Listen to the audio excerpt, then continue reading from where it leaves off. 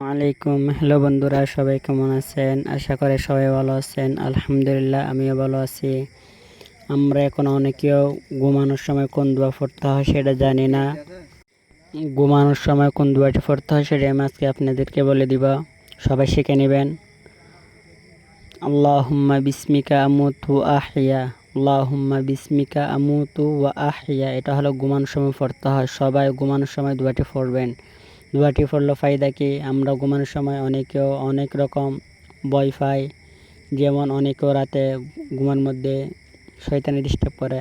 দোয়াটি পড়লে আর চারকুল পড়লে কোনো কিছু ডিস্টার্ব করতে পারবে না। সবাই দোয়াটি শিখে নেবেন। যারা এখন আমার চ্যানেলটি সাবস্ক্রাইব করেন না, সবাই সাবস্ক্রাইব করে নেবেন। ধন্যবাদ। সুস্থ থাকবেন সবাই। আসসালামু আলাইকুম।